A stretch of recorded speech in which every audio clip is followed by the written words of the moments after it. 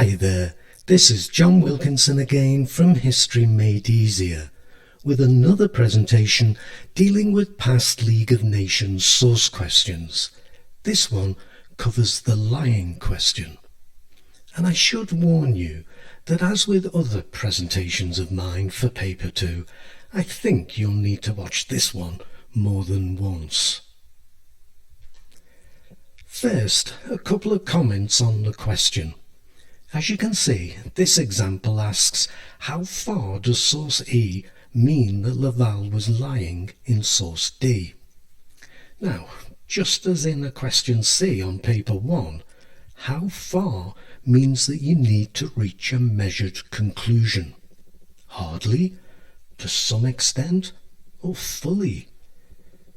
Now the question could also ask, how far does source E prove that Laval was lying in source D?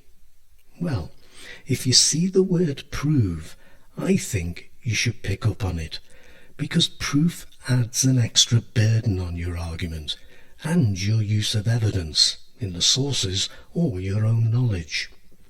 And your conclusion might be that the source suggests or seems to show that he was lying, but doesn't prove that he was. I hope you see what I mean there. The key thing to take from this, though, is to show that you have read the question carefully and that you are aware of its implications. Now, what does Laval say in source D, a speech he made to the Assembly of the League in September 1935? Well, he says that like Britain, France too believes in collective security. Solidarity in all circumstances, he says, constitutes a great date in the history of the League. And he says that France is loyal to the Covenant. France will not evade them, meaning its obligations.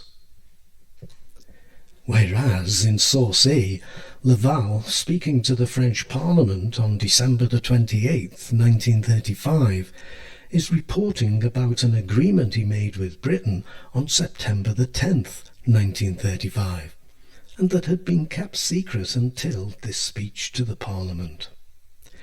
Britain and France agreed to limit their response to the Abyssinian crisis, an agreement made outside of the offices of the League of Nations.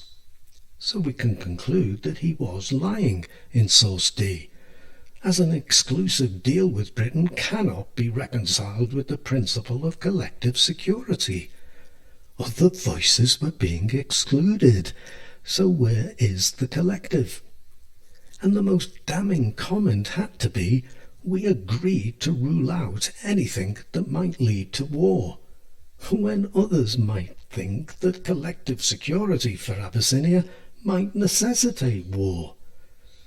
Though you could also add the caveat that he did seem to be adhering to the spirit of collective security in source E when he said that an embargo on arms should be first submitted to a committee. And he did tell the League that my country fully understands the need for close collaboration with Britain for the defence of the peace of Europe. So he wasn't lying in everything he said. So we've shown key contradictions, but also some places where the two sources seem to concur, and as a result we've secured good marks. But as you should well be aware of in looking at sources, some thought has to be given to the purpose of sources, and so to their audience. Now I'm sure you know anyway, but you are actually told at the foot of source E that his agreement with Britain had been made in secret. You will also know that when the French press revealed the secret agreement, there was uproar.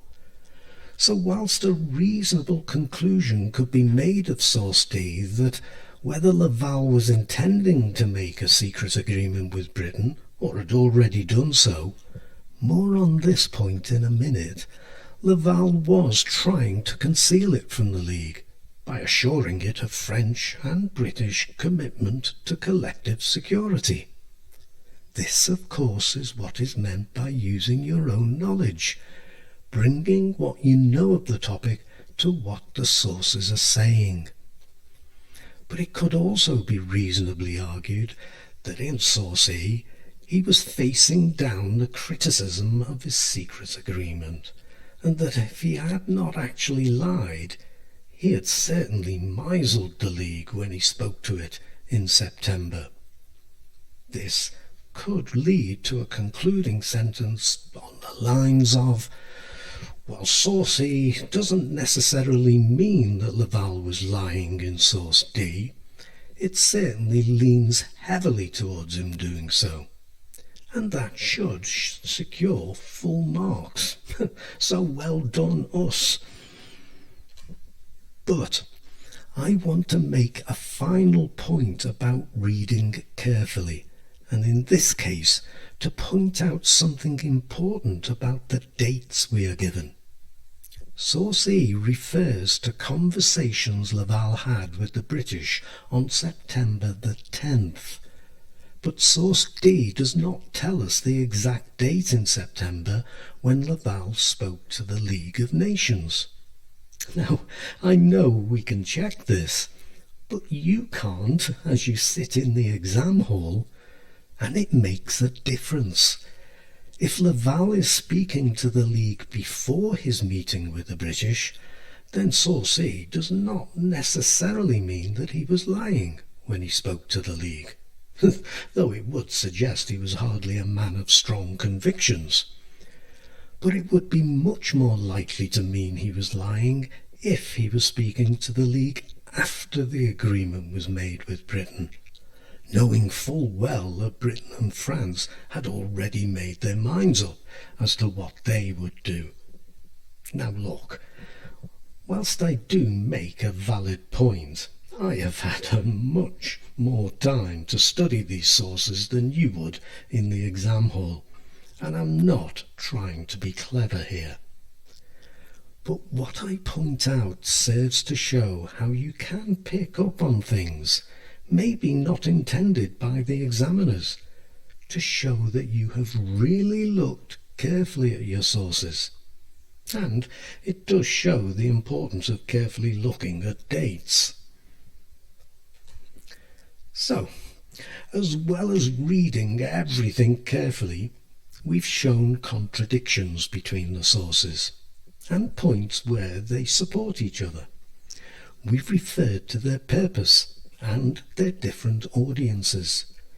We've used our knowledge, and we've concluded by actually answering the question, something that's easily forgotten. So it's only left for me now to thank you for listening. I hope this, like all my videos, has been useful for you. Let me also wish you the very best of luck in your exam. Paper 2 is a great marks earner for you. Make the most of it. Cheers.